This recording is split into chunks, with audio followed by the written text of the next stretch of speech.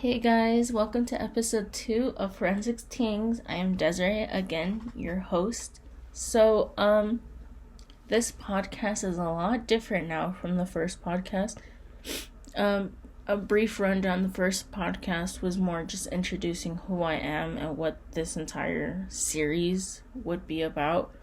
So this is my first, formal video of the series.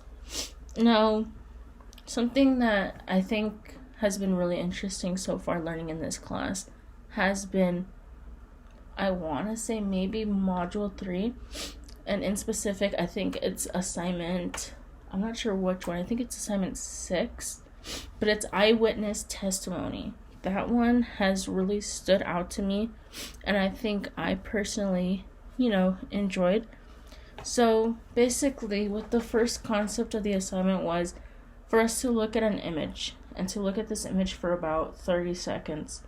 And from what I remember, it was people, they were like in line, I want to say maybe at a bank or a store. I don't really remember, but there's people waiting in line, and there's like things going on, like you can see the clock, you can see people, you can see a person in the back, you can see someone in the front. And so again, our objective was to look at this picture for about 30 seconds, close it, and then answer questions that were asked. And it was things such as what time was it, what was the person in the front wearing, what was something unusual that you noticed. And that was interesting because it kind of forced us to pay attention to all the details, or it was a reminder that we don't really look at all the small details when looking at the big picture. Now, the second part of the assignment was to have 2 participants look at a picture. We were not allowed to see it, but they were going to look at this picture for about 30 seconds, not say anything at all. And then once those 30 seconds were up, they had to describe what they were seeing, and we had to ask as many questions as we can to try and draw the picture without referencing back to the image, so they couldn't go back to look at it. It was whatever they saw in the span of those 30 seconds, that is what they had to describe and tell me in detail whatever they saw. And it was my objective to try and draw the picture and see how close I was able to get to it. That one was actually really fun to do because you got to see 2 different people come together to form one visual, one idea, and so they really kind of had to rely on each other to get the details down right. But it was also my job to ask questions that maybe could trigger something to be like, oh yeah, I remember seeing this and whatever. So I thought that was really interesting, and it's important because it kind of goes back to forensic sketching, like forensics art and police artwork and everything, police sketching. And it's important because police sketching is used when trying to figure out maybe what a person saw at a crime scene, or a specific person, like features that they notice on a person when trying to find, the person, the suspect, I suppose. So it's very important to know those kind of things and to pay attention to details.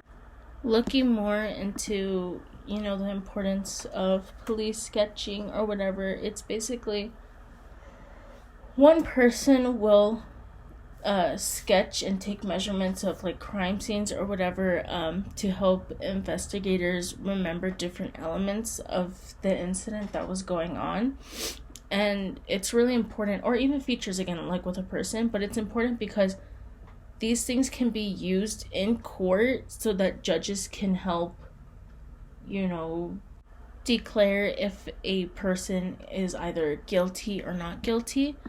But it can also be used to interrogate different suspects and witnesses to help figure out any case that is being, that is the main focus.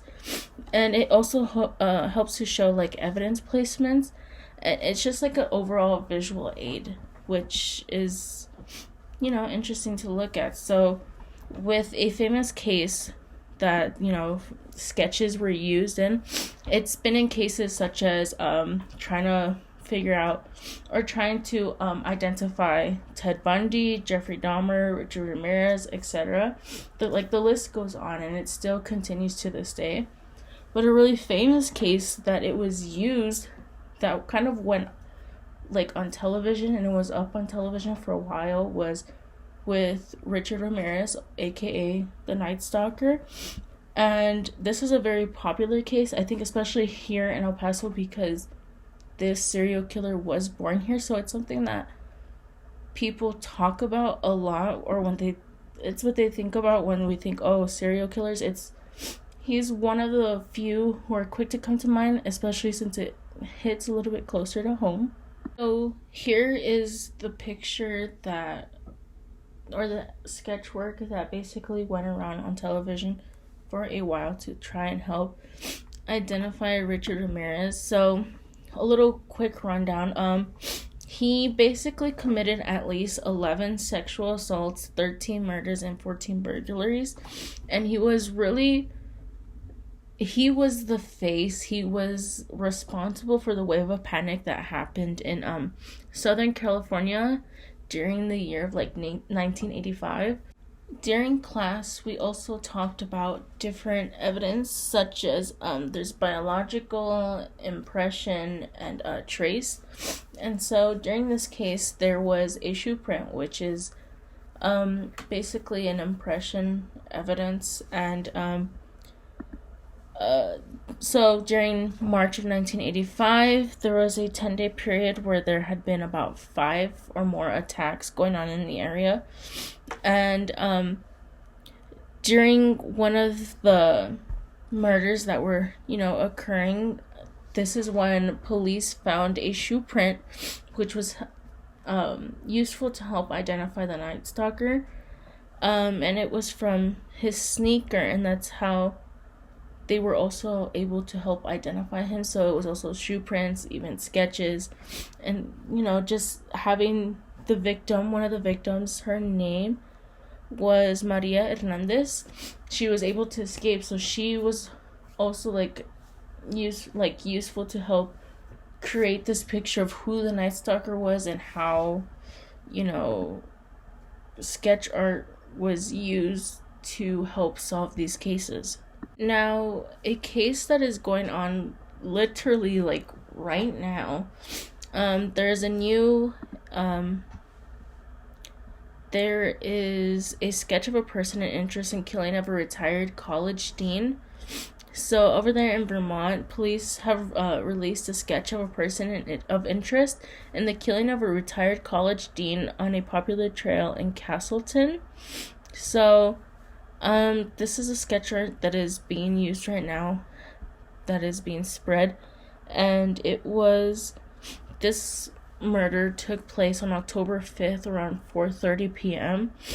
and this is still ongoing. And so from the sketch art and from witnesses, they're saying that it is a 5'10" white man in his 20s with short red hair, and he was last seen wearing a dark gray t-shirt and carrying a black backpack, according to the state police.